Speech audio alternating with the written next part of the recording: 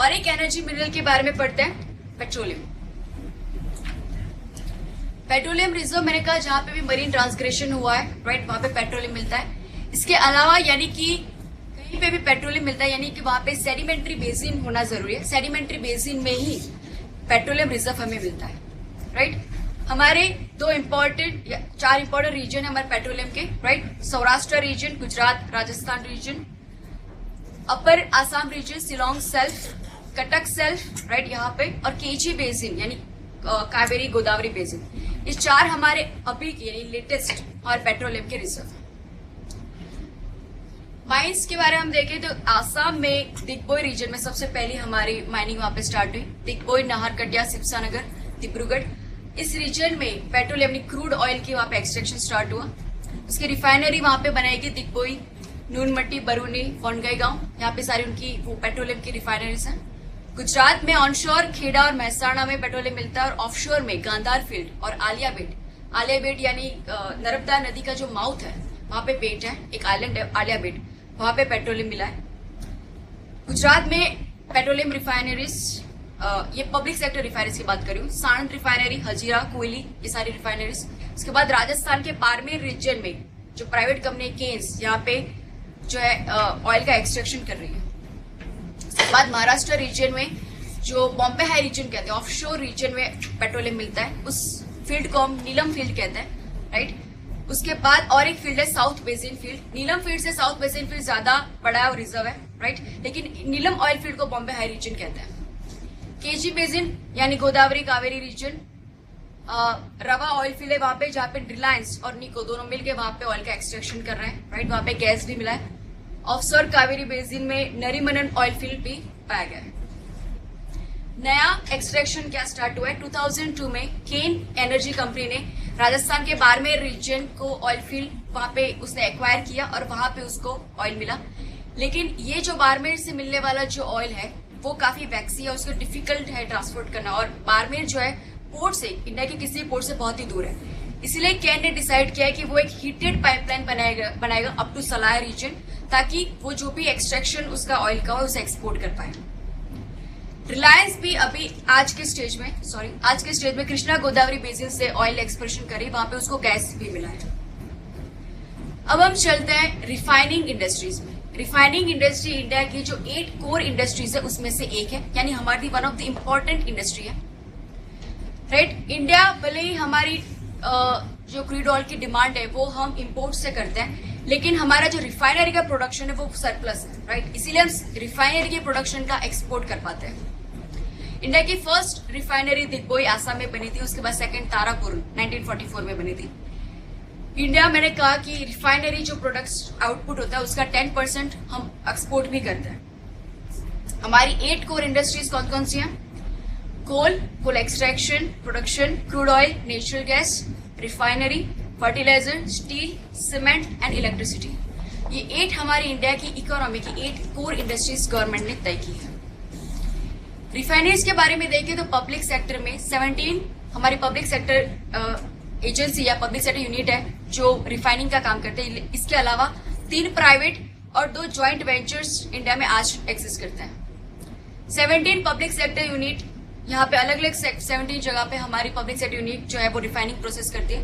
उसमें ज्यादातर फेमस है oil, BPCL, HPCL, right, ONGC, इस ज्यादा फेमस हमारी ऑयल रिफाइनिंग, ऑयल मार्केटिंग हमारी कंपनीज हैं, पीएसयू एजेंसीज। प्राइवेट में रिलायंस जो जामनगर एरिया में रिफाइनिंग करती है, जामनगर में रिलायंस की जो रिफाइनरी तो एशियाज लार्जेस्ट रिफाइनरी। उसके बाद यमन पांडिचेरी में भी रिलायंस की रिफाइनरी है। जामनगर गुजरात में रिलायंस की रिफाइनरी, उसके नजदीक ही एसआर की भी रिफाइनरी है गुजरात में। उसके बाद केन जो है वो आंध्र प्रदेश के अमलापुरम में भी एक उसकी ऑयल रिफाइनरी है। Joint venture Bharat petroleum and Oman country, उसके गवर्नमेंट के साथ ज्वाइंट वेंचर में एमपीए बीना में हमारी एक ऑयल रिफाइनरी है। उसके बाद बठिंडा में एचपीसीएल और मित्तल इंडस्ट्रीज, उनके ज्वाइंट वेंचर से एक रिफाइनरी है। Find the correct statement, India's refining capacity exceeds the demand, right, हम सरप्लस प्रोडक्शन करते हैं। India has only 3 private sector refineries, right, Reliance, Cairn and Essar. Both the statement are correct. Economic survey ने हमारे कुछ refinery के business या इस field के बारे में कुछ कहा है। हमारे ज्यादातर ऑयल फील्ड्स जो है वो एजिंग होने जा रहे हैं, यानी कि वो एग्जॉस्ट होते जा रहे हैं, उनमें और ज्यादा रिजर्व बचा नहीं है, राइट। एक्सेप्ट जो केसी बेसिन से नया मिला है और बाड़मेर के राजस्थान रीजन में जो मिला है, उसके अलावा सारे हमारे ऑयल फील्ड जो है एग्जॉस्ट होते रहे। उसके बाद दिग्बोई रिफाइनरी की बात करें तो हमारी सबसे पहली रिफाइनरी वहां पे थी, लेकिन आज उसका आउटपुट वर्ल्ड में सबसे कम हो गया है। उसका रीजन उसके पास फाइनेंस नहीं है। पहले तो इस आसाम रीजन में से ऑयल मिलना ही बहुत ही कम हो गया है, राइट। फाइनेंस के इश्यूज, मैन पावर की शॉर्टेज, राइट। अपग्रेडेड टेक्नोलॉजी भी आउटडेटेड हो चुकी है और इसकी वजह से दिग्बोई रिफाइनरी जो है उसको ऐसा कहा जाता है कि बंद कर देने की जरूरत है, राइट। इसके अलावा यहाँ पे बंद, ब्लॉकेड, इन्वायरमेंटल इश्यूज, ये सारे इश्यूज भी वहां पे चलते रहते हैं। अब हम चलते हैं नेचुरल गैस के बारे में। नेचुरल गैस जो है वो भी सेडिमेंट्री बेसिन में ही मिलता है, जिस बेसिन में से पेट्रोलियम मिलता है। तो इसीलिए गैस कई बार पेट्रोलियम यानी क्रूड ऑयल के साथ में भी मिलता है, या फिर नेचुरल गैस के अपने इंडिविजुअल इंडिपेंडेंट रिजर्व भी हो सकता है। नेचुरल गैस में सबसे ज्यादा प्रिडोमिनेंट कोई गैस होता है वो मीथेन, और मीथेन होता है वो हमारी हवा या हमारी एयर से भी ज्यादा लाइटर होता है और टॉक्सिक गैस होता है, और इसीलिए उसके यूजेज के लिए या उसके ट्रांसपोर्टेशन के लिए हमें एयर टाइट पाइपलाइंस या ट्रक्स की जरूरत होती है, और इसकी वजह से नेचुरल गैस का यूजेज थोड़ा कॉस्टली हो जाता है। एक और चीज नेचुरल गैस में होती है कि पेट्रोलियम या क्रूड ऑयल जितनी जगह जितनी वेट में लेता है उससे 4 टाइम्स स्पेस नेचुरल गैस लेता है सेम यूनिट में। इंडिया में जो भी नेचुरल गैस पाया जाता है सारा पेट्रोलियम के साथ में ही पाया जाता है। इंडिया में कोई भी ऐसा गैस का रिजर्व नहीं है जो इंडिविजुअल गैस का फील्ड हो, राइट। यानी सारे नेचुरल गैस के रिजर्व पेट्रोलियम फील्ड के साथ ही पाए जाएंगे हमारे पास। लेकिन जितना भी क्रूड ऑयल के साथ हमें नेचुरल गैस मिलता है हमारे इनफ नहीं है, हम इसके लिए हमें इम्पोर्ट पे डिपेंडेंट रहना पड़ता है। कई बार जितना भी हमें नेचुरल गैस मिलता है उसे हमें क्रूड ऑयल के एक्सट्रैक्शन में भी यूज करना पड़ता है, ताकि नेचुरल गैस को री इंजेक्ट अगर पेट्रोलियम वेल में किया जाए तो उसे प्रेशर बढ़ेगा और पेट्रोलियम जो है ऊपर आ जाए। तो ऐसी क्रूड ऑयल के एक्सट्रैक्शन में भी नेचुरल गैस का यूज करना पड़ता है। हमारे यहाँ इंडिया में क्रूड ऑयल के साथ में जो नेचुरल गैस मिलता है तो सबसे ज्यादा प्रोडक्शन नेचुरल गैस का इंडिया में बॉम्बे हाई में होता है, उसके बाद गुजरात में, फिर आसाम, केजी बेसिन और कावेरी बेसिन में से मिलता है। लेकिन जैसे हमने कहा हमारी डिमांड को हमारा जो भी डोमेस्टिक प्रोडक्शन है मैच नहीं कर पाता और हमें इंपोर्ट करना पड़ता है। इंडिया का मोर देन 80% नेचुरल गैस का इंपोर्ट हम कतार से करते हैं, और इसके बाद इजिप्ट, ओमन, ऑस्ट्रेलिया और सऊदी अरेबिया से करते हैं, राइट। ये टेबल आप याद रखिए। मोर देन 80% का मतलब ये नहीं कि वर्ल्ड का मोर देन 80% रिजर्व कतार में। इंडिया का जो इंपोर्ट है वो मोर देन 80% हम कतार से करते हैं। एलएनजी टर्मिनल्स यानी कि नेचुरल गैस को मैंने बताया कि उसको ट्रांसपोर्टेशन के यूज करने के लिए, राइट, हमें पाइपलाइन की जरूरत पड़ती है, एयर टाइट हमें ट्रक्स की जरूरत पड़ी। प्लस नेचुरल गैस जो है बहुत ही ज्यादा स्पेस ऑक्यूपाई करता है, more than 4 times than the petroleum and crude oil. तो उससे क्या होगा कि अगर किसी ओमान या किसी कंट्री से इंडिया को अगर नेचुरल गैस का सप्लाई करना है, राइट, तो अगर गैसियस फॉर्म में ही करेगा तो बहुत ही बड़ी स्पेस नेचुरल गैस जो है वो ऑक्यूपाई करेगा और हमारा ट्रांसपोर्टेशन कॉस्ट बढ़ जाएगा। इसीलिए वर्ल्ड में जब भी नेचुरल गैस का सप्लाई, इंपोर्ट, एक्सपोर्ट कुछ भी होता है तब नेचुरल गैस को लिक्विफाइड किया जाता है, यानी जो भी एक्सपोर्टिंग कंट्री होती है उसके पोर्ट पे गैसिफिकेशन प्लांट होते हैं, वहां पे हमारे नेचुरल गैस का लिक्विडिफिकेशन करते हैं, उसे एलएनजी बनाते हैं और उसके बाद उसका फिर ट्रांसपोर्टेशन किया जाता है। और फिर जो भी इंपोर्टिंग कंट्रीज होती है वहां पे भी इस तरीके के एलएनजी टर्मिनल होते हैं जहां पे ये लिक्विफाइड गैस का फिर से रीगैसिफिकेशन किया जाता है और फिर पाइपलाइन के जरिए उसका यूज किया जाता है। तो ऐसे टर्मिनल्स जो गैसिफिकेशन, रीगैसिफिकेशन करते हैं उसे एलएनजी टर्मिनल्स कहते हैं। इंडिया में 5 एग्जिस्टिंग एलएनजी टर्मिनल्स हैं। फर्स्ट जो इंडिया का सबसे पहला एलएनजी टर्मिनल बना वो दहेज भरूच के पास गुजरात में जो पेट्रोनेट ने बनाया था। उसके बाद सेकंड एलएनजी टर्मिनल्स इंडिया में बना, वो भी गुजरात में शेल कंपनी ने हजीरा यानी सूरत के पास में बनाया था। इसके बाद तीसरा एलएनजी टर्मिनल पेट्रोनेट कंपनी में केरला में कोची में बनाया। यानी आप देख सकते हैं ये सारे एलएनजी टर्मिनल्स क्या काम करते हैं, जो भी इंपोर्ट करते हैं गैस वो लिक्विफाइड फॉर्म में होता है, उसे गैसिफाइड करता है फिर से और फिर उसे यूजेबल बनाता है। फोर्थ एलएनजी टर्मिनल जो गेल और एनटीपीसी ने कंबाइन वे में बनाया, डबोल यानी महाराष्ट्र के पास में एक जगह है डबोल, महाराष्ट्र में एक जगह डबोल, वहां पे बनाया जिसका नाम है Ratnagiri gas and power private limited. ये हमारा 4th एलएनजी टर्मिनल है। मैंने बताया कि फिफ्थ 5 टर्मिनल है, फिफ्थ की मैं बाद में बात करूंगी। लेकिन ये जो सारे मैंने 4 टर्मिनल्स की बात की, उसमें से डबोल या महाराष्ट्र और केरला में जो कोची का टर्मिनल है वो अपनी फुल कैपेसिटी में काम नहीं कर पा रहे हैं, राइट?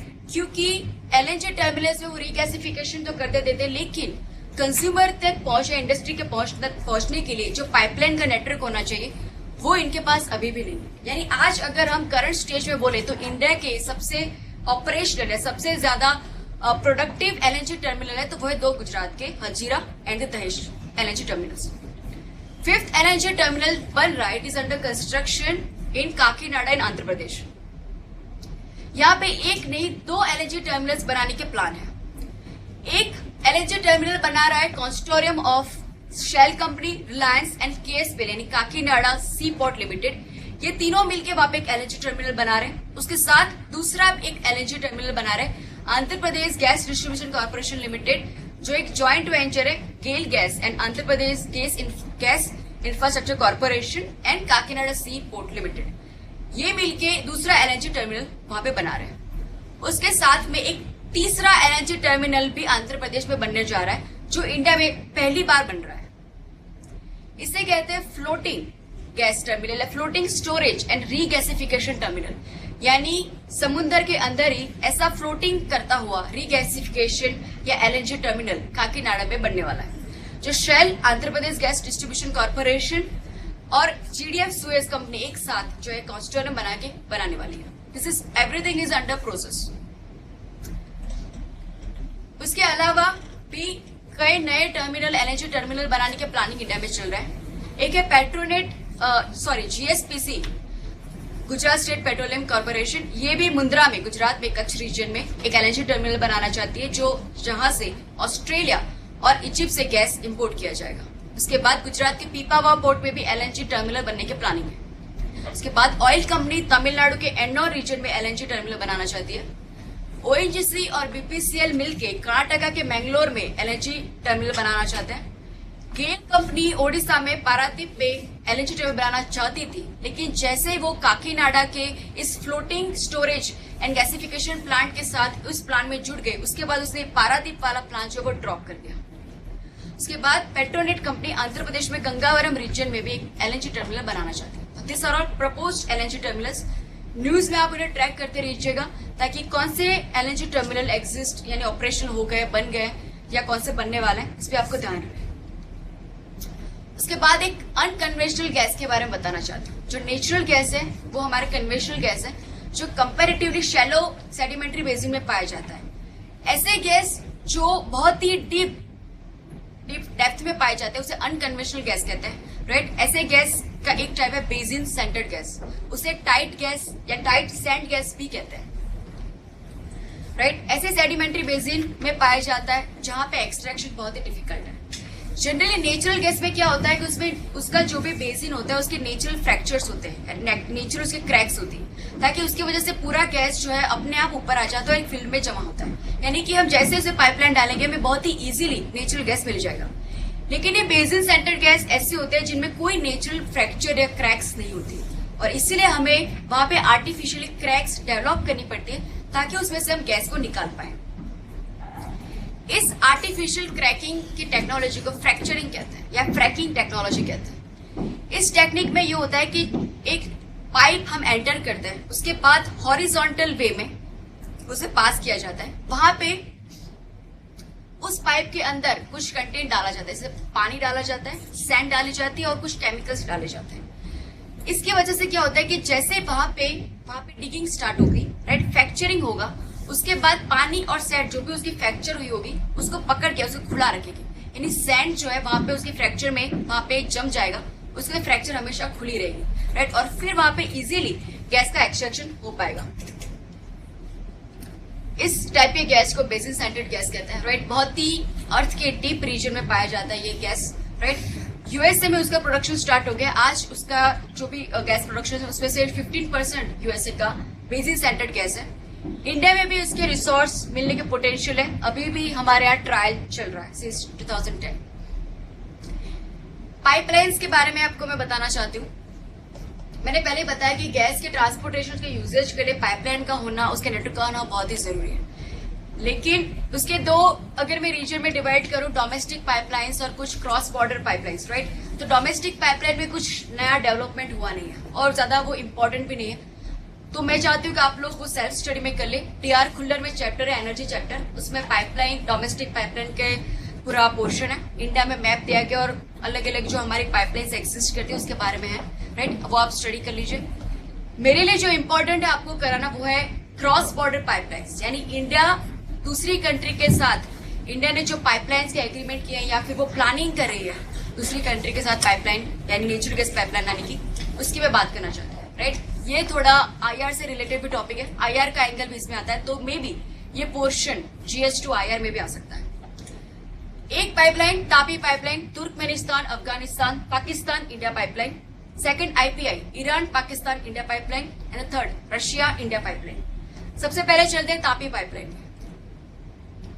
तापी पाइपलाइन जो है वो तुर्कमेनिस्तान के ऑयल फील्ड से आएगी, राइट। इसका सप्लाई, टोटल सप्लाई उस pipeline 90 million standard cubic per day होगा, क्यूबिक मीटर पर डे होगा। 30 इयर्स में इसका मतलब जो भी उसका कंस्ट्रक्शन है ये सब कुछ 30 ईयर के पीरियड में बन जाने की आशा है, राइट।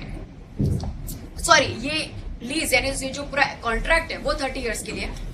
ऑपरेशनल 2018 से उसका स्टार्ट हो जाएगा और ये पूरे 19 मिलियन जो भी हमें सप्लाई मिलेगा उसमें से 38 इंडिया को जाएगा, पाकिस्तान को 38 और अफगानिस्तान को 14 दिया जाएगा। उसका रूट कैसे होगा? तुर्कमेनिस्तान से उसकी जो ऑयल फील्ड है गालिकिंच ऑयल फील्ड से अफगानिस्तान के हेरात और फिर अफगानिस्तान से कंधार से होते हुए पाकिस्तान के क्वेटा और मुल्तान से होते हुए इंडिया के पंजाब में फजील का रीजन है वहां पे पाइपलाइन एंटर करेगी। लेकिन तापी पाइपलाइन बनने के लिए काफी सारे चैलेंजेस हैं। फर्स्ट तो ये चैलेंजेस है कि ये पाइपलाइन वर्ल्ड के कुछ ज्यादा, सबसे ज्यादा पॉलिटिकली टर्मोइल रीजन से पास होती है, वो है अफगानिस्तान और पाकिस्तान, जहाँ पे टेररिज्म और मिलिटेंसी की एक्टिविटीज बहुत ही ज्यादा एक्टिव है, राइट। और इसीलिए इस पूरी पाइपलाइन का कंस्ट्रक्शन करने के लिए किसी इंटरनेशनल फर्म की जरूरत होती है, राइट। क्योंकि ये जो सारी 4 कंट्रीज है, तुर्कमेनिस्तान, अफगानिस्तान, पाकिस्तान, इंडिया, इन सब में से अगर किसी के पास एक्सपर्टाइज और कैपिटल में सबसे ज्यादा कोई ज्यादा मतलब पैसे वाला या एक्सपर्टाइज है तो वो सिर्फ इंडिया। और इंडिया की भी पब्लिक एजेंसी इतनी बड़ी क्रॉस बॉर्डर पाइपलाइन बनाने के लिए कैपिटल और नॉलेज नहीं रखती और इसीलिए हमें कोई इंटरनेशनल फर्म की जरूरत है जो इस पूरी पाइपलाइन को बनाने के लिए जो है पैसा और एक्सपर्टाइज दोनों लगा पाए। लेकिन ऐसे कोई भी फर्म सॉरी इस तापी पाइपलाइन को नहीं मिल रही। फ्रेंच एक कंपनी थी टोटल ऐसे, जिसे इंटरेस्ट दिखाया था कि चलो मैं तापी पाइपलाइन जो है वो कंस्ट्रक्ट करूंगा, लेकिन उसने एक कंडीशन रखी थी तुर्कमेनिस्तान के सामने कि तुर्कमेनिस्तान के जिस गैस फील्ड में से ये पूरी पाइपलाइन को गैस मिलने वाली है उस गैस फील्ड में उसको भी स्टेक मिले। लेकिन तुर्कमेनिस्तान ने इसकी ऑफर जो है या उसकी रिक्वेस्ट है उसको रिजेक्ट कर दी और बोला कि हमारे डोमेस्टिक लॉ में ऐसा नहीं है कि हम हमारे किसी भी गैस या ऑयल फील्ड के रिजर्व में से किसी भी फॉरेन कंट्री को हम शेयर दें। तो इसीलिए फ्रेंच टोटल ऐसे कंपनी ने फिर हमारे जो तापी पूरा प्रोजेक्ट है उसमें से उसे सेटबैक कर लिया या पीछे हट कर लिया और उसके बाद कोई भी इंटरनेशनल फर्म जो है इस तापी प्रोजेक्ट के लिए आगे नहीं आ रही, राइट। क्योंकि आप सोचिए ये तापी पाइपलाइन काफी रिस्की एरिया में है, अफगानिस्तान पाकिस्तान एरिया में से ये पाइपलाइन पास हो रही है, इसलिए ऐसी इंटरनेशनल फर्म को ऐसे एरिया में कंस्ट्रक्शन या इन्वेस्टमेंट करने के लिए कुछ ना कुछ उनको इकोनॉमिकल ज्यादा चाहिए, राइट। कुछ ना कुछ उनको इस तरह के गैस फील्ड में, पेट्रोलियम रिजर्व में कुछ ज्यादा स्टेक मिले, कुछ ज्यादा उनको मिले, तभी वो लोग इसमें इन्वेस्टमेंट कर पाएंगे। और इसीलिए इस पूरी प्रोसेस में इंटरनेशनल ऐसी ऑर्गेनाइजेशन या कोई फर्म न मिलने की वजह से ये तापी प्रोजेक्ट जो है आज स्टैग्नेंट पोजीशन में या फिर हम कह सकते हैं कि बहुत ही स्लो पोजीशन में ये आगे बढ़ रहा है। ये पूरा पाइपलाइन का रूट है। यहाँ पे आप तुर्कमेनिस्तान देख रहे हैं, तुर्कमेनिस्तान से यहाँ पे अफगानिस्तान, हेरात कंधार रीजन, क्वेटा मुल्तान रीजन से यहाँ पे पंजाब के फजील का रीजन में तापी पाइपलाइन एंटर होगी। उसके बाद जो दूसरी पाइपलाइन की मैं बात करना चाहती हूँ IPI, Iran Pakistan India pipeline, वो यहाँ पे आप देख सकते हैं ईरान के असालुई रीजन से निकल के पाकिस्तान से पास होती, पाकिस्तान के बलूचिस्तान रीजन से पास होती हुई है मुल्तान और न्यू दिल्ली पहुंचेगी। तो ये आईपीआई पाइपलाइन है, ईरान पाकिस्तान इंडिया पाइपलाइन। लेकिन इस पाइपलाइन के लिए भी बहुत सारे चैलेंजेस हैं और उसमें सबसे बड़े चैलेंज है कि ईरान और यूएसए के साथ जो प्रॉब्लम, न्यूक्लियर का प्रॉब्लम चल रहा है, राइट। यूएसए ने ईरान पे काफी सारे इकोनॉमिक सैंक्शंस अभी तक लगाए हुए हैं। जिसको ना पता उसके लिए सिर्फ थोड़ा बैकग्राउंड बता देती हूँ कि क्यों यूएसए ने ईरान पर इकोनॉमिक इस तरह के संक्शन लगाए हुए हैं। ईरान आप जानते हैं कि मिडिल ईस्ट की ऐसी कंट्री है, राइट, जिसके पास ऑलरेडी बहुत ही ज्यादा पेट्रोलियम रिजर्व है, राइट, उसको किसी और एनर्जी रिसोर्स की जरूरत नहीं है। फिर भी ईरान जो है वो इलेक्ट्रिसिटी प्रोड्यूस करने के लिए ज्यादा से ज्यादा न्यूक्लियर रिएक्टर्स बना रहा है, और कुछ डिकार्ड की अगर उसकी रिपोर्ट देखें तो यूरेनियम का इंपोर्ट भी उसका बढ़ गया है, राइट। भले ही वो आईएई का मेंबर है, राइट, उसे एनपीटी साइन की हुए, उसे ये हक है न्यूक्लियर एनर्जी से सिविल न्यूक्लियर एनर्जी पैदा करना, लेकिन उसके पास ऑलरेडी इतना पेट्रोलियम रिजर्व है कि उसको सिविल न्यूक्लियर एनर्जी से एनर्जी प्रोड्यूस करने की क्या जरूरत है। तो मिडिल ईस्ट में जो 3 मेन हेगमॉन्स है, Saudi Arabia, Israel and Iran, right. तो इजराइल, ये तीनों जो कंट्रीज है एक दूसरे से कोल्ड वॉर है, एक दूसरे से दुश्मनावट रखती है, राइट। सऊदी अरेबिया और ईरान में जो प्रॉब्लम है इसलिए है क्योंकि Saudi Arabia Sunni dominate country, Iran is a Shia dominate country, right, और इजराइल इज ज्यूज। सो इन तीनों के बीच में हमेशा जो है टकराव या फ्रिक्शन रहता है।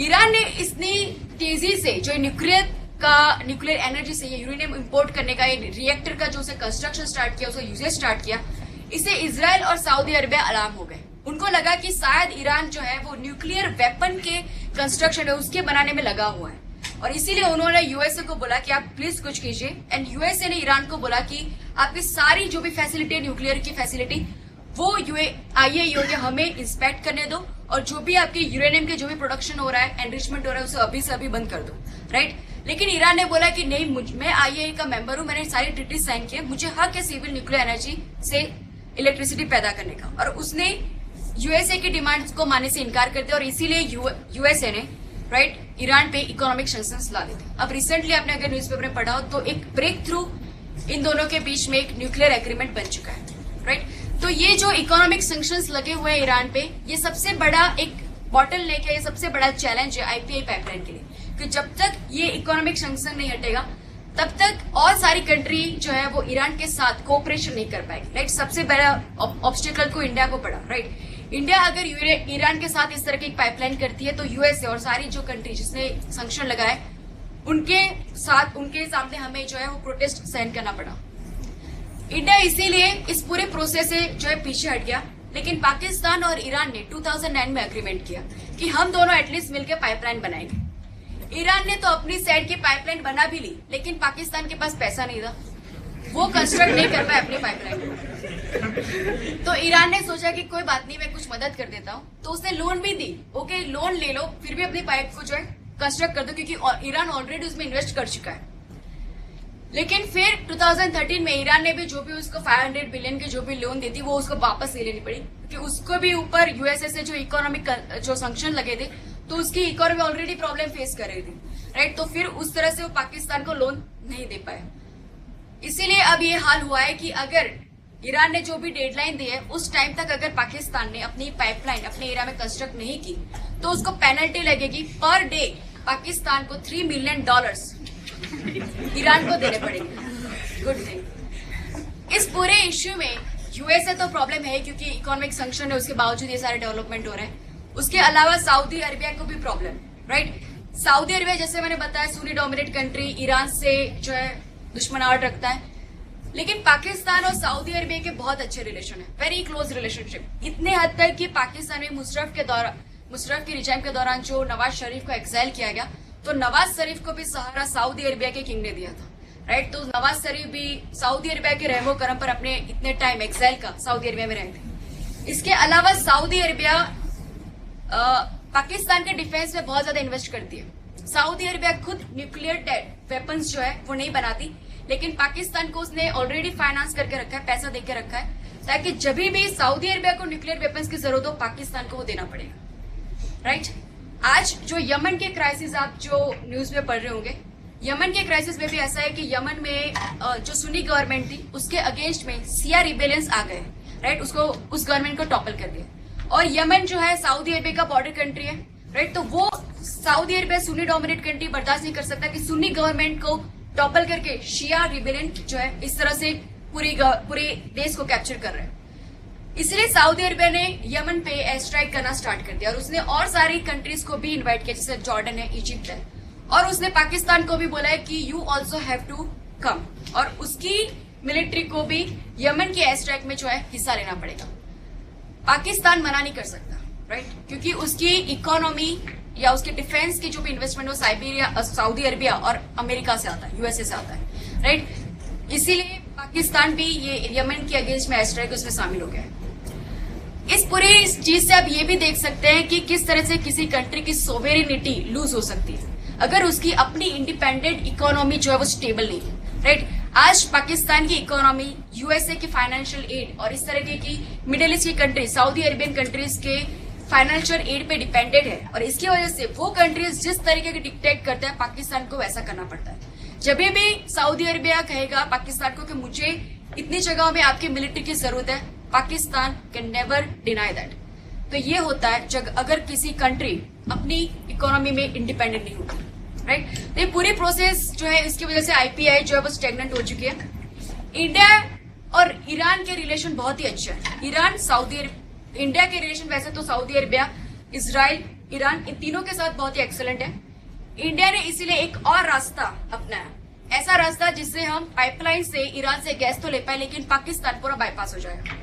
वो है हमारा अंडरग्राउंड या under water pipeline, under C pipeline from Iran, और वो पास होगी ओमन से, राइट। इसके अलावा पहले ये बता दूं कि इंडिया को ये पूरी आईपीआई पाइपलाइन से क्या और प्रॉब्लम है। सऊदी अरेबिया को प्रॉब्लम है, यूएसए को प्रॉब्लम है, इंडिया को और एक प्रॉब्लम है कि जो पूरी आईपीआई की पाइपलाइन मैंने बताई जो पाकिस्तान के बलूचिस्तान एरिया से पास होती है, राइट। बलूचिस्तान पाकिस्तान का एक ऐसा एरिया है जहाँ पे आज भी मिलिटेंसी एक्टिव है। बलूचिस्तान के लोगों को ऐसा लगता है कि उनके साथ डिस्क्रिमिनेशन होता है। ज्यादातर पाकिस्तान की जो गवर्नमेंट आती है वो पंजाब के एरिया से आती है और उनको ऐसा लगता है कि उनके साथ डेवलपमेंट में, इन्वेस्टमेंट में जो है डिस्क्रिमिनेट किया जाता है और इसीलिए वहां पे मिलिटेंसी एक्टिव है और वहां पे उसके इंडिपेंडेंट बलूचिस्तान कंट्री की वहां पे डिमांड चल रही है। और पाकिस्तान को ये लगता है कि इंडिया इस मिलिटेंसी को, बलूचिस्तान में होने वाली मिलिटेंसी को जो है सपोर्ट करता है या एंकरेज करता है, जैसे इंडिया को और कोई काम ही नहीं।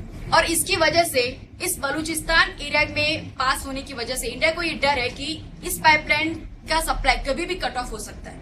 ऑलरेडी मिलिटेंसी या टेररिस्ट एक्टिविटी से भी कोई भी टाइम यहाँ पे पूरे सप्लाई में जो है वो प्रॉब्लम आ सकता है। इसके अलावा इवन वहां की गवर्नमेंट में ये मानती है कि India is responsible for militancy in Balochistan, तो इसके लिए भी कभी भी उसकी गवर्नमेंट भी हमारा सप्लाई जो है वो बंद कर सकती है और इसीलिए इंडिया जो है इस पूरी आईपीआई पाइपलाइन से दूर रह रहा है। तो मैंने बताया डीप सी पाइपलाइन इंडिया ने इंट्रोड्यूस, ये प्लान किया है कि वो एक अंडर सी पाइपलाइन करेगा इंडिया टू इंडियन कोस्ट और वो ईरान से होकर ओमन कंट्री से पास होती हुई इंडिया के कोस्ट लाइन पर आएगी, राइट। उसके लिए टेक्निकल, इकोनॉमिकली जो भी रिसर्च करने थे वो सारे हो चुके हैं और ये पता चला कि इट्स क्वाइट पॉसिबल। उसका कंस्ट्रक्शन लेके तभी स्टार्ट होगा कि सारे जो भी सैंक्शन ईरान पे लगे वो फुल्ली जब निकल जाएंगे, राइट, तभी ईरान के पास भी इतना पैसा आ पाएगा कि वो अपनी तरक्की की पाइपलाइन जो है कंस्ट्रक्ट कर पाए, राइट। और इंडिया को भी फॉरेन अफेयर से रिलेटेड यानी हमारी डिप्लोमेसी में भी हमारी फ्रीडम होगी कि हम इसको कंस्ट्रक्शन कर पाए। तो जब ये सारा इश्यू ईरान और न्यूक्लियर से रिलेटेड सारे इश्यू जब खत्म हो जाएंगे उसके बाद हम ये पाइपलाइन को जो है कंस्ट्रक्ट कर पाएंगे। जब ये पाइपलाइन बन जाएगी तो 31 million cubic metre of gas India को पर डे मिल जाएगा। उसके बाद है रशिया इंडिया पाइपलाइन, ये अभी भी बहुत ही प्राइमरी स्टेज में है। रिसेंटली जब हमारे प्राइम मिनिस्टर रशिया गए थे तब ये प्रपोजल हमने दिया था। उसमें 2 रूट्स तय किए गए, या फिर एक रूट ऐसा है कि सदर्न पार्ट ऑफ रशिया वहां से एक पाइपलाइन निकलेगी चाइना से होते हुए इंडिया के हिमालय रीजन से निकल के नॉर्थ इंडिया में वो पाइपलाइन एंटर करेगी। या फिर दूसरा रूट ये है कि ये पाइपलाइन रशिया से निकलकर तुर्कमेनिस्तान तक आ जाएगी और फिर जो तापी का रूट है यानी तापी की ऑलरेडी जो बनी हुई पाइपलाइन है उसको कनेक्ट कर लेगी।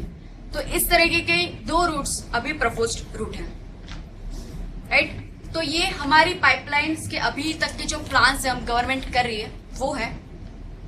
ये पाइपलाइंस के हमें प्लान कर रही है या फिर हम जिस तरह के अलग अलग कंट्री के साथ रिलेशन बढ़ रहा है उन सभी के पीछे रीजन है हमारी एनर्जी सिक्योरिटी, राइट।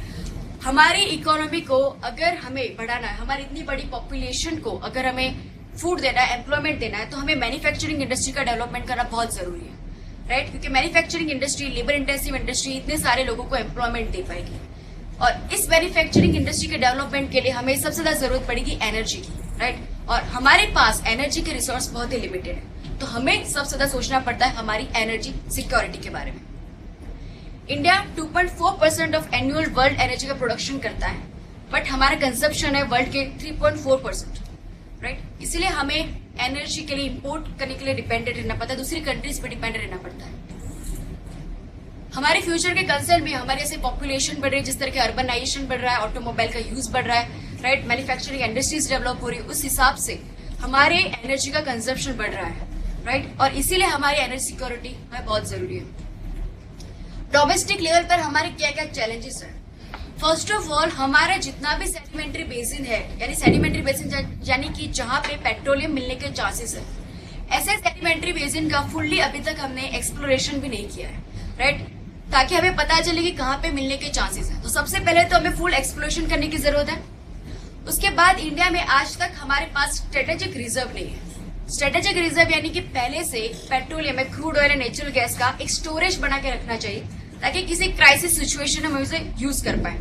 तो ऐसा इंडिया के पास आज भी स्ट्रेटेजिक रिजर्व नहीं है। उसके बाद हमारे यहाँ जो भी एनर्जी प्रोडक्शन होता है, राइट, इलेक्ट्रिसिटी का प्रोडक्शन होता है, इंडिया में जो भी हमारा ट्रांसमिशन या डिस्ट्रीब्यूशन जो है वो वर्ल्ड में सबसे ज्यादा लॉसेस में होता है। अराउंड 20-25% हमारा सिर्फ TNT लॉसेस है, राइट। वर्ल्ड का एवरेज अगर 2-3% होगा, राइट। तो हमारे एनर्जी का एक तो वैसे लिमिटेड एनर्जी, उसमें से भी जो हमें इलेक्ट्रिसिटी प्रोड्यूस करते हैं उसमें इस तरह की TNT लॉसेस में वेस्ट हो जाता है। उसके बाद रिन्यूएबल रिसोर्सेज भी जितने हमारे पास है वो भी हम फुल्ली पोटेंशियल में हम यूज नहीं कर पाए। जो भी रिसोर्स है उसकी पोटेंशियल के सिर्फ 30% आज हम यूज कर पाए। उसका reason lack of our infrastructure, lack of our finance, investment, right, lack of technology. तो इसकी वजह से हम रिन्यूएबल एनर्जी को भी फुल्ली जो है टैप नहीं कर पाए। ग्लोबल चैलेंजेस क्या है? इंडिया इंपोर्ट के लिए दूसरी कंट्री पे डिपेंडेंट रहता है। अगर 70-85% हमारी डिमांड दूसरी कंट्रीज से आती है, और ज्यादातर ये डिमांड हमारी मिडिल ईस्ट की कंट्री पूरी करती है। और मिडिल ईस्ट की कंट्री आज हम जानते हैं they are the most politically fragile region. Syria हो, यमन, इराक, ईरान, ये सारे रीजन में कहीं ना कहीं आए दिनों में वहां पे पॉलिटिकल सिचुएशन या वहां पे टर्मोइल कंडीशन आ जाती है, राइट। और ऐसे कंट्रीज पे या ऐसे रिसोर्सेज पे अगर हम इंपोर्ट के लिए डिपेंडेंट रहेंगे तो हमारे यहाँ भी एनर्जी क्राइसिस आने की सिचुएशन बन सकती है। तो इसीलिए हमें डाइवर्सिफिकेशन की जरूरत है। कोई एक ही कंट्री एक ही रीजन पे डिपेंडेंट ना रहे, बहुत ही अलग अलग डाइवर्सिफाइड रिसोर्सेज या डाइवर्सिफाइड रीजन पे हम हमारे इंपोर्ट के लिए डिपेंडेंट बने। हमारी पब्लिक सेक्टर की जो भी रिफाइनिंग इंडस्ट्रीज है या फिर ऑयल मार्केटिंग कंपनी है, उन्हें बाहर फॉरेन कंट्रीज में भी एक्विजिशन करना चाहिए, राइट। वहां पे भी ऑयल फील्ड को खरीदना चाहिए ताकि हमारे पास एक अश्योर्ड सप्लाई बना रहे। इसके लिए ONGC विदेश कंपनी बनाएगी, यानी ONGC का एक ऐसा पार्ट जो विदेश में या फॉरेन में इस तरीके के ऑयल फील्ड है, पेट्रोलियम के गैस फील्ड जो है वो एक्वायर करती है। आज तक ONGC विदेश ने Sudan, Vietnam, Venezuela, Brazil, Russia, Syria, South Sudan, Colombia, इन सारी कंट्रीज में उसने ऑयल फील्ड एक्वायर किए हुए हैं। साउथ सूडान और सूडान हम जानते हैं कि वहां पे प्रॉब्लम्स चल रही है। साउथ सूडान पार्टीशन हुआ सूडान से, लेकिन सूडान का जो भी पेट्रोलियम रिजर्व है वो साउथ सूडान में, और साउथ सूडान में आज भी पॉलिटिकल इंस्टेबिलिटी चल रही है इंडिया में। इसीलिए साउथ सूडान से लेकर सूडान तक इंडिया ने पाइपलाइन बनाई है, और फिर सूडान से इंडिया ये पाइपलाइन जो है या पेट्रोलियम सप्लाई किया जाता है। लेकिन इस सारी कंट्रीज से आप ये ना समझे कि सारी कंट्रीज से जो ऑयल होता है वो इंडिया ला जाता है, राइट। कई कंट्रीज जैसे वेनेजुएला है, ब्राजील है, वो बहुत ही दूर है। तो हम हमारी ONGC विदेश जाए ऐसी हमारी कंपनी क्या करते हैं कि वहां पे जो भी ऑयल का प्रोडक्शन होता है, गैस का प्रोडक्शन होता है, उसे हम बेच देते हैं। उससे जो पैसा होता है उससे हम ऑयल या उसका दूसरा गैस जो होता है वो हम खरीदते हैं, राइट। तो ताकि ट्रांसपोर्टेशन कॉस्ट अगर ज्यादा आ रही है, राइट, आज के पोजीशन में, तो हम ये नहीं कर सकते। और ग्लोबल चैलेंजेस क्या फेस कर रहे हैं हम? एक तो जब से USA में शेल गैस की डिस्कवरी हुई है, उसके बाद से जो रिन्यूएबल एनर्जी पे रिसर्च हो रहा था वो अब धीमा हो गया, राइट। क्योंकि सारा रिन्यूएबल एनर्जी के रिसोर्स USA में और ऐसी डेवलप कंट्री में हो रहा था, राइट। जैसे ही सेल का रिसोर्स उनको मिल गया, अब उनके पेट्रोलियम या रिन्यूएबल एनर्जी की ज्यादा जरूरत नहीं है, तो वो रिसर्च धीमे जो है वो स्लो डाउन हो गया। उसके बाद डेवलप कंट्रीज के पास लेटेस्ट टेक्नोलॉजीज है, ऐसी टेक्नोलॉजीज जिसे मोर एफिशिएंटली हम हमारे जो भी नेचुरल रिसोर्स को यूज कर पाए। और डेवलपिंग कंट्रीज के साथ ऐसी ग्रीन टेक्नोलॉजी जो है वो शेयर नहीं करना चाहती। तो ये भी एक प्रॉब्लम है कि हमें हमारे जो भी नेचुरल रिसोर्स लिमिटेड भी मिल रहा है उसे हम एफिशिएंटली यूज नहीं कर पाए, क्योंकि हमें वर्ल्ड की टेक्नोलॉजी हमें वो शेयर नहीं किया जाता। तो ये सारी हमारी एनर्जी सिक्योरिटी से रिलेटेड चैलेंजेस थे। 2030 में केलकर पैनल बनाएगी जो जिसने एनर्जी सिक्योरिटी के लिए कुछ एडवाइजेस थे। फर्स्ट ऑफ ऑल उन्होंने केलकर ने ये कहा कि हमें हमारे जो domestic oil and gas production है उसे बढ़ाना चाहिए। आप सारे हमारे सेडेंटिव बेसिन का एक्सप्लोरेशन कीजिए और जितना भी पोटेंशियल है उस सभी में से हम एक्सट्रैक्शन स्टार्ट करें। हमारा डोमेस्टिक प्रोडक्शन इतना हो जाए कि 2013 के बाद हमें डिपेंडेंस ही हमारा खत्म हो जाए। लेकिन उसके लिए हमें अगर इतना बड़ा एक्सट्रैक्शन करना है, ऑयल का प्रोडक्शन करना है, तो प्राइवेट कंपनी को भी एंकरेज करना पड़ेगा कि वो भी एक्सट्रैक्शन फील्ड में आए। और वो तभी हो पाएगा कि जब हम हमारे पेट्रोलियम प्रोडक्ट्स को डीरेगुलेट कर दें, मार्केट बेस्ड प्राइसिंग होगा, तभी प्राइवेट कंपनीज एनकरेज होगी हमारे डोमेस्टिक एक्सप्लोरेशन में, राइट। उसके अलावा उन्होंने कहा कि ऑयल इंडस्ट्री डेवलपमेंट सेस जो गवर्नमेंट ने लगाया उस सेस का भी हमें यूज करना चाहिए और हमारे इस तरीके की एक्सप्लोरेशन में उसमें डालना चाहिए। अब मैं बताना चाहती हूँ स्ट्रेटेजिक ऑयल रिजर्व, यानी जो मैंने बताया कि क्राइसिस सिचुएशन में जो क्रूड ऑयल स्टोरेज किया जाता है हर एक कंट्री के पास, वो स्टोरेज इंडिया में नहीं है। 2004 में एनडीए गवर्नमेंट ने सोचा था कि हम एक स्ट्रेटेजिक रिजर्व बनाएंगे, राइट। 3 जगह पे हम बनाएंगे, Mangalore, Padur in eastern coast and Visakhapatnam in western coast. ये 3 जगह पे हम हमारे स्ट्रेटेजिक रिजर्व बनाएंगे। उनका टोटल स्टोरेज होगा 5 मिलियन टन, जो हमारे 2 वीक के रिक्वायरमेंट के लिए काफी है। तो इस तरह का 5 मिलियन टन के हम 3 स्टोरेजेस बनाने के लिए हमने सोचा, राइट। उसके लिए उन्होंने स्पेशल पर्पस व्हीकल का भी क्रिएशन किया, Indian strategic petroleum reserve company. लेकिन ये सब प्रोसेस करने से पहले एनडीए गवर्नमेंट चली गई और यूपीए गवर्नमेंट आई, और यूपीए गवर्नमेंट में रिव्यू प्रोसेस चलती रही और सिर्फ वो पेपर पे रह गया, राइट। वो कभी और फिर पेट्रोलियम के दाम भी बढ़ गए, तो फिर उस तरह से डायरेक्शन में गवर्नमेंट सोचना बंद कर दिया। आज 2015 में क्योंकि पेट्रोलियम के ग्लोबल दाम बहुत ही कम हो गए, राइट, कंपेरेटिवली बहुत ही कम हो गए, तो इसीलिए गवर्नमेंट ने फिर से इस प्रोजेक्ट को रिवाइव किया और गवर्नमेंट ने अब तय किया कि आंध्र प्रदेश के विशाखापट्टनम में, राजस्थान के बीकानेर रीजन में, गुजरात के राजकोट में, कर्नाटक के पदूर रीजन में और ओडिशा के चांदीखोल रीजन में हम स्ट्रेटेजिक रिजर्व बनाएंगे और हमारा टोटल स्टोरेज होगा 12.5 मिलियन टन, जो हमारे 90 डेज के रिक्वायरमेंट के लिए काफी, राइट। तो आज गवर्नमेंट फिर से स्ट्रेटेजिक रिजर्व बनाने की बात जो है फिर से रिसरफेस हुई है और हम इस तरह से स्ट्रेटेजिक रिजर्व बनाने वाले हैं। उसमें कुछ इनोवेशन भी कर सकते हैं क्योंकि इतने बड़े स्टोरेज बनाने के लिए काफी सारा इन्वेस्टमेंट भी चाहिए होगा। हम ईरान की तरह भी कर सकते हैं। ईरान ने अपने स्ट्रेटेजिक रिजर्व को ऑयल टैंकरों में यानी फ्लोटिंग ऑयल टैंकरों में जमा करके रखा है, यानी फ्लोटिंग उसके रिजर्व है। उसने इस तरह से 20 to 25 मिलियन टन ऑफ उसका एक रिजर्व ऑयल टैंकरों में भर के रखा है, राइट, जो आज उसका जाना जाता है कि फ्लोटिंग स्टोरेज या लार्ज क्रूड कैरियर्स। तो हम ऐसा फ्लोटिंग स्टोरेज बना सकते हैं, राइट। हमें ये भी कर सकते हैं कि जो भी ऑयल प्रोड्यूसिंग कंपनीज के साथ हमारा एग्रीमेंट है वहां पे ही उनके स्टोरेज में हम लीज आउट करें, यानी उनके स्टोरेज में हम हमारे लिए स्टोरेज रखें, उनको हम ईयरली बेसिस पे लीज के पैसे हम दे दें, यानी कि हमें खुद क्रिएट करने की जरूरत नहीं होगी स्टोरेज, जो भी कंट्री में वहीं पे हमें को लीज के पैसे दे देंगे। उसके अलावा इस बड़े इन्वेस्टमेंट के लिए गवर्नमेंट ये कर सकते हैं कोई स्पेशल सेस या कोई स्मॉल इंपोर्ट ड्यूटी अप्लाई करे, राइट, जिसकी वजह से जो भी पैसा मिलेगा उसे हमारी स्ट्रेटेजिक रिजर्व बनाने के लिए काम लगा सकते हैं। हम अभी भी सोच रहे हैं 12.5 मिलियन टन का स्ट्रेटेजिक रिजर्व, यूएसए का स्ट्रेटेजिक रिजर्व 727 मिलियन टन, इतना ही चाइना का स्ट्रेटेजिक रिजर्व है 170 मिलियन टन। और अभी भी हम सोच रहे हैं, हमारे पास आज भी स्ट्रेटेजिक रिजर्व नहीं है और हम सोच रहे हैं एटलीस्ट 12.5 मिलियन टन का तो हम स्ट्रेटेजिक रिजर्व बनाए। Strategic reserve is very important. कोई वॉर टाइम सिचुएशन है या कोई भी ऐसी क्राइसिस सिचुएशन है, राइट, ऐसी सिचुएशन में इस तरीके का स्ट्रेटेजिक ऑयल का रिजर्व होना बहुत जरूरी होता है, अदरवाइज पूरी इकोनॉमी क्रैश हो सकती है। प्रीलिम का क्वेश्चन 2013 का, natural gas occur in Gondwana beds, Mica occurs in abundance in Kodarma.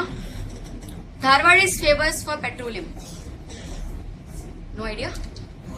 Gondwana beds coal के लिए जाना जाता है, गोंडवाना कोल हमारा, राइट। तो first statement is wrong. Mica की लार्जेस्ट माइन वर्ल्ड में Koderma mines in Odisha, second statement is correct. Dharwar plateau known for its metallic non metallic minerals, not for petroleum. Petroleum हमने जाना है कि सिर्फ मरीन ट्रांसग्रेशन रीजन में ही होता है, इसीलिए सिर्फ सेकंड स्टेटमेंट इज करेक्ट।